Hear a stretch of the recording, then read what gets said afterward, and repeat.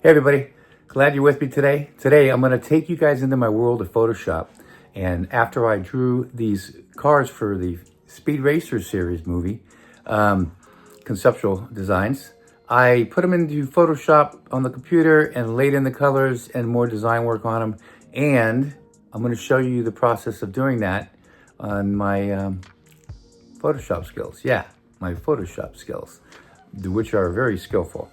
But I hope you enjoy it and hope you learn something from it.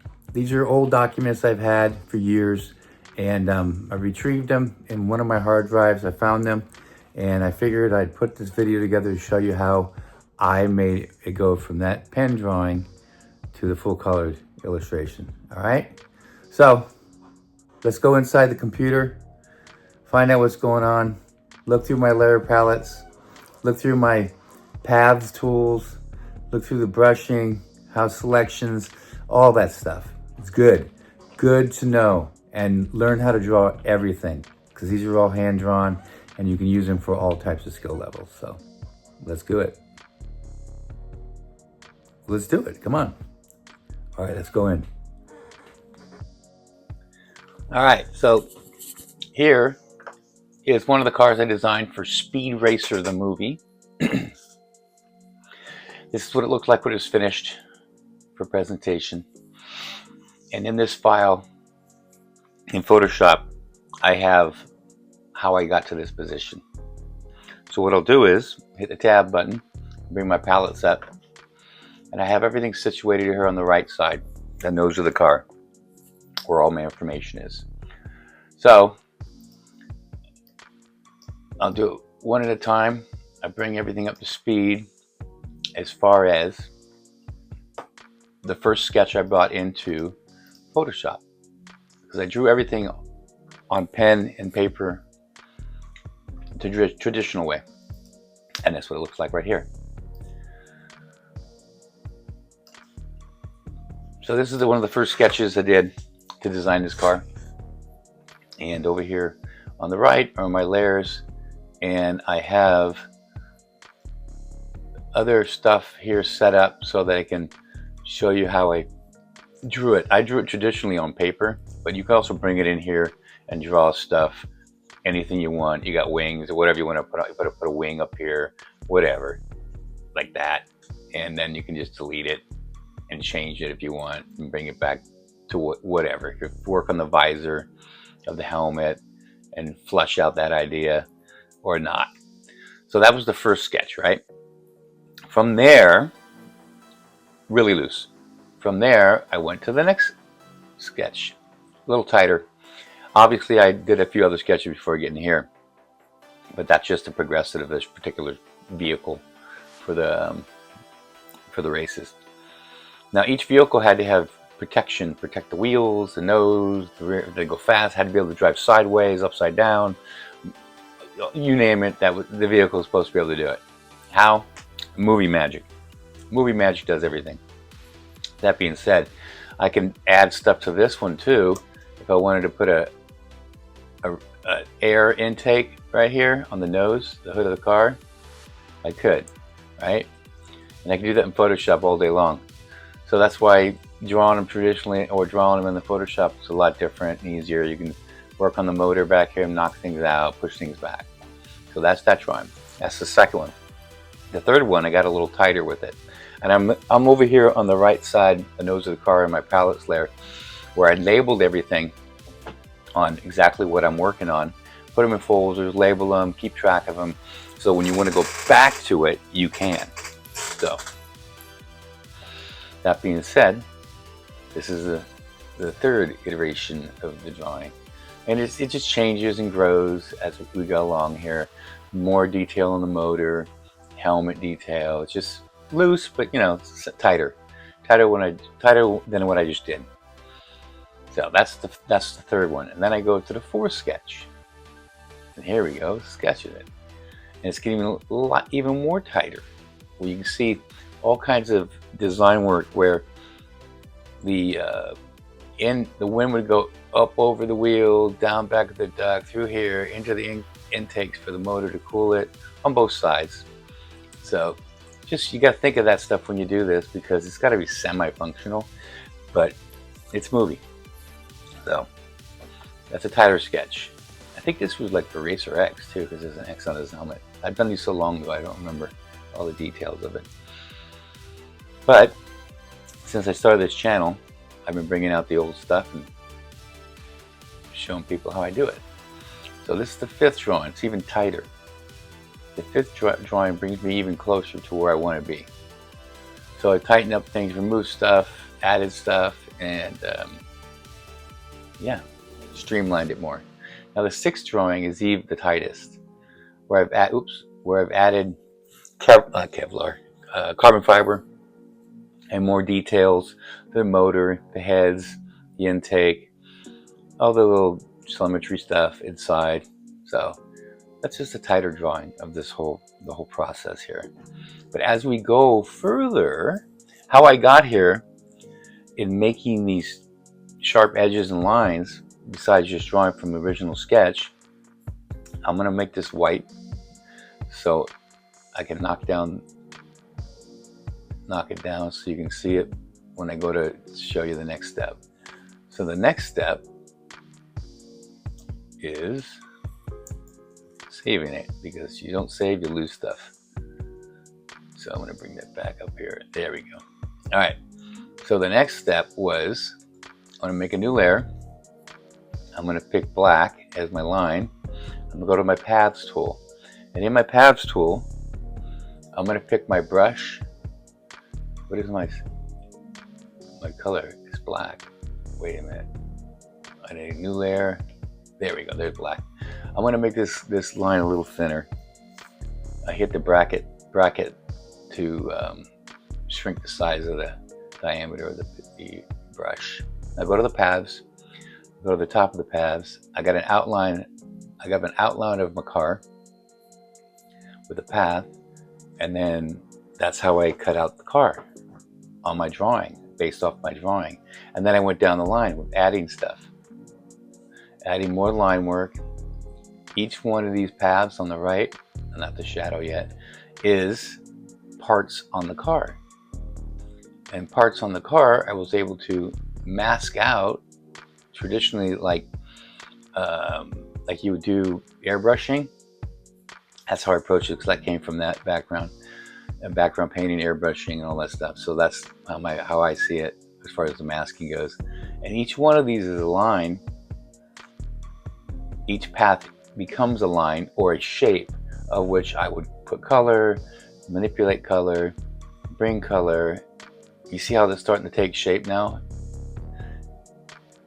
And I labeled each one of these to let me know where this is on the vehicle. Engine block, side pods, side B, front face. See, each one of these has a part of this vehicle. Later on, you'll see it taking shape. And the pit tops. This is the helmet of the driver. That mask, but helmet of the driver, right? See it there in the center, right here. I just outlined it, but now I'm going to get rid of the lines inside of it. So I'm going to make that into a selection and delete it, and then go back to that line and add it back in. So now that I can go in and do the other stuff around it, the visor. It's interesting, huh? So now that I go to do the helmet again, lower suspension. But I need to trim that too, because it cuts through all the line work at the top. So now to go back to the lower suspension, where did it go? Lower suspension, that's why I label everything. Upper suspension, I gotta cut out that stuff again. See there in the front? Then I gotta go upper suspension over here. Where is it? Where'd it go? Right there. No, that's lowers. There we go. And each one of these is lines. You can see popping up in blue what those lines will be appearing as, right? And sheen and glow and plates, all kinds of stuff. all the parts of the vehicle. I did most of these things here. I don't want to use that one. There we go. All right.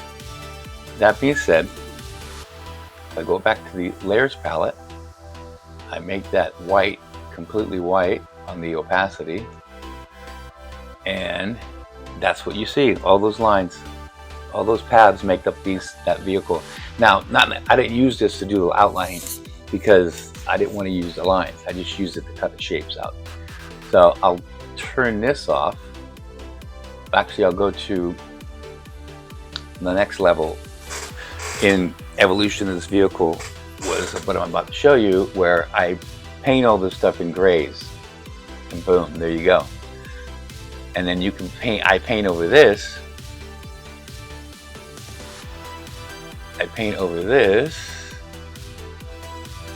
with masked out colors. So let's say I'll go to, here's my body paint right here. There's body paint labeled.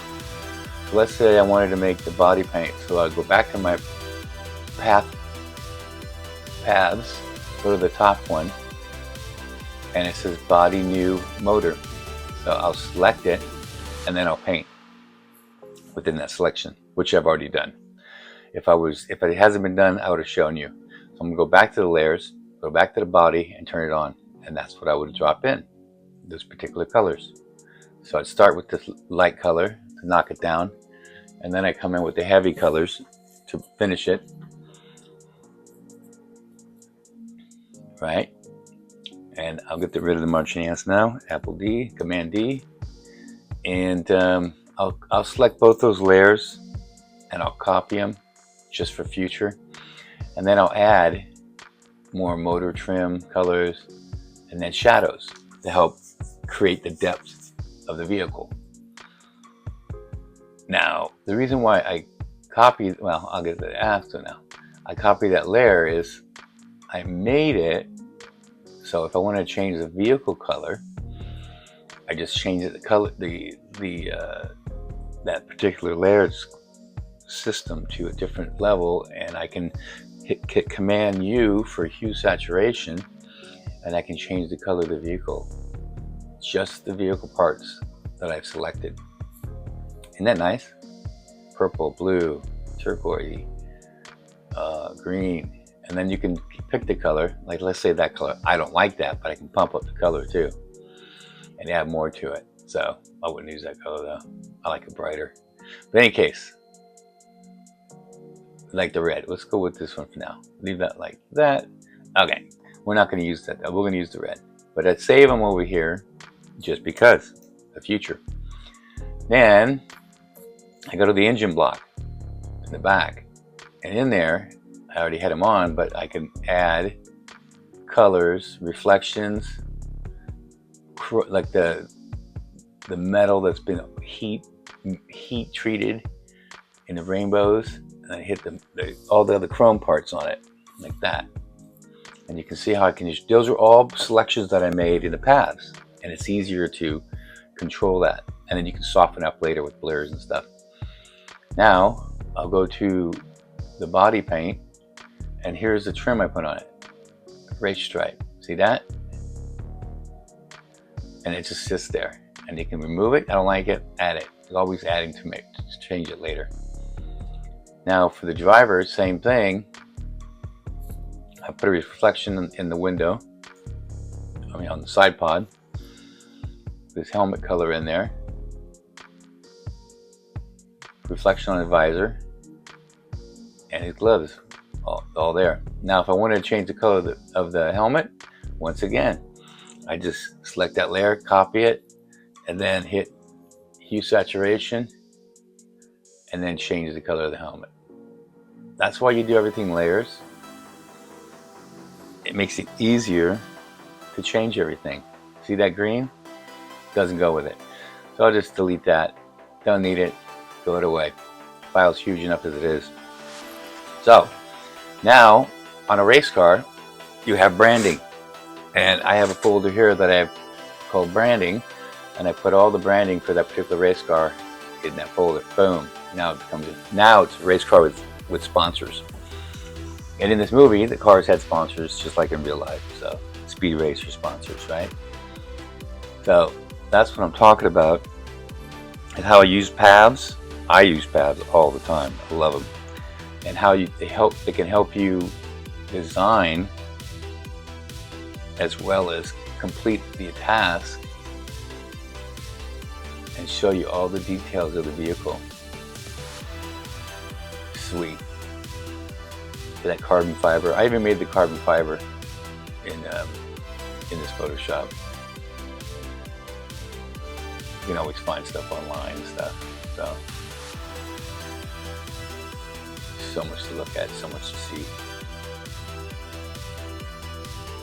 Beautiful. Now let's add a background to it. Every race car drives on a racetrack. So I'll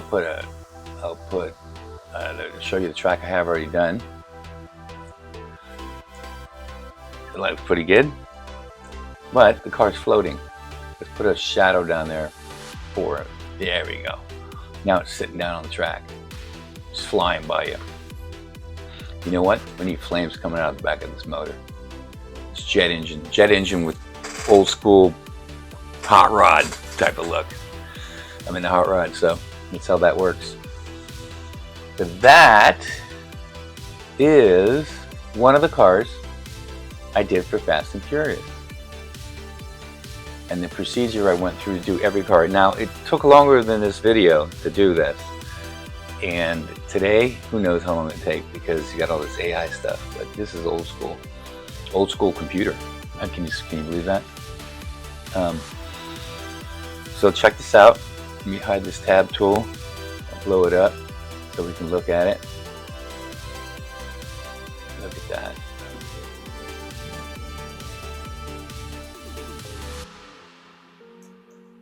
I have a few more I'm going to show you. This is one of 3 right now. I'm working on the other 2, getting them ready to film and make a desktop to it. So thanks a lot. And I can't wait to show the next one. Fast and Furious. No, that's not it. I did that too. The next one's another 2 speed racers and then some Fast and Furious stuff. I worked on Tokyo Drift and then the 3rd and the 4th iteration of Fast and Furious series. So much fun, so cool. A lot of great people. There's a lot of great people in this movie too. So thanks a lot. See you on the next one. All right, well, thanks for watching. I appreciate it. If you like what you see, subscribe, tell a friend, get some likes going, and I can do a lot more of these. I'm having fun doing it. I never thought I'd be doing it, but I'm doing it now. It's kind of fun being able to teach people what I've done and what I've done in the past is movies and stuff and cartoons. I have a lot more to show. And yeah. Okay, we're done. No, we're done.